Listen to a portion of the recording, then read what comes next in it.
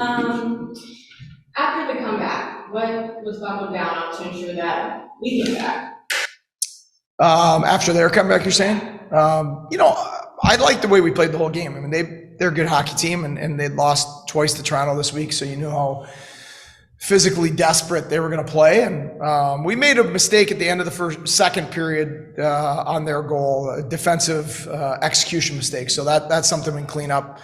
The power play goal, I can't comment on the officiating tonight, but all I know is that they're the most penalized team in the Eastern Conference, and we're the least. And so I didn't really like the disparity in power plays tonight.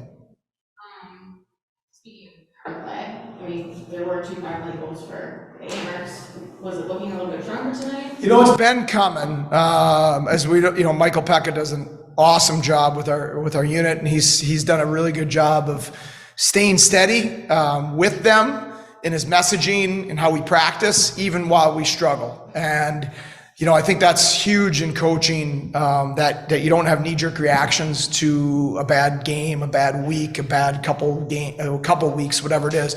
Address the problems, but stay the course on the things you believe in. And I think the power play's done that, and they got rewarded tonight.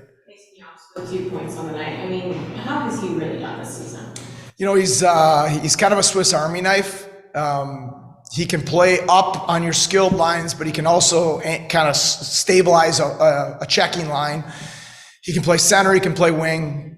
He's good in the power play. He's also really good in the penalty kill. He's good in the face-off circle. So his versatility is critical for us, especially with some of the guys we have out of our lineup right now up front. So I thought that him and Weisbach and Bjork were very, very good throughout the game tonight.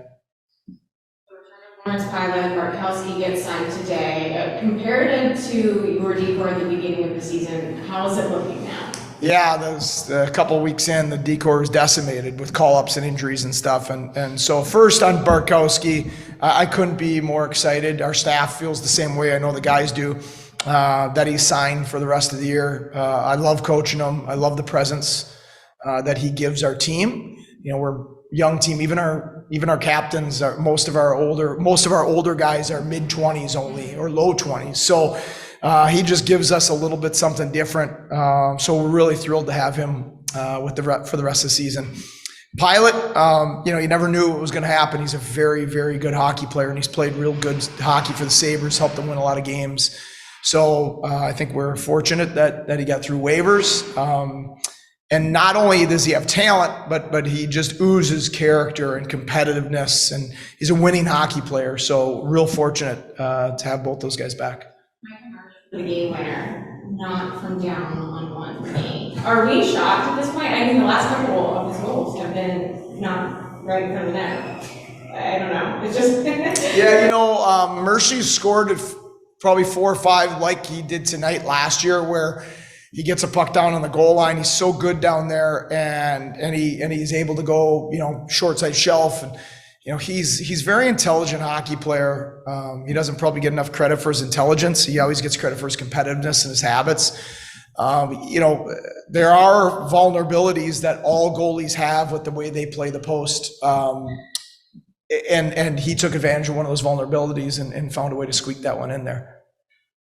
And Malcolm Subban, he gets his 7th win on the season now, and has been, obviously very successful since he's come back from his injury. What's it like having somebody back that can the effect it has on the team? As he's got a lot of successful wins. Yeah, he's kind of feeling it right now. After the first 2 or 3 starts, I think he just keeps getting better.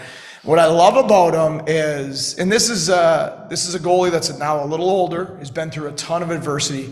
I think goaltenders that go through adversity usually come out the other side stronger because they gain belief in themselves, that they can survive those things. And it really doesn't matter, like, if he's having an unbelievable game or if some pucks go in on him. If he feels like he's got it under control when it matters in big moments of the game. And if they score a goal to tie it, he doesn't look fazed by it. That gives the bench a lot of confidence. And so our players can play with a lot of confidence in front of them. And another big home win, and obviously for a very packed house, that was kind of, living and dying by every goal. When you have that sort of home field advantage on the ice tonight in the right place. So well at home, what effect does that have on the team? Oh, we're so fortunate to play in front of this great fan base, and it just keeps the building, right? From the playoffs last year, and the crowds have been really good this year. The crowds this week were fabulous. I thought it was electric in the building, and that's a huge boost because not every place has that, and you can feel the passion and energy from our crowd, and those things are important, and we're proud to play in front of them. Yeah, you spoke out a little before about the Senators. You had 2 games that go to extra overtime when you shootout loss before. Close one tonight. It's also getting a little chippy at times. What's it like going up against them, and what's the, Yeah. feel of it there? Well, they're, as I said, they're the most penalized team. So they're very physical. They play an extremely physical brand of hockey. Obviously, in the North Division, you play each team so many times, so there's a lot of bad blood that builds up, and then we had a playoff series with them last year, so there's been some nasty hits, there's been some fights over the last year and a half. The teams just don't like each other very much, but I think when teams don't like each other very much, it usually makes for pretty entertaining hockey for the fans.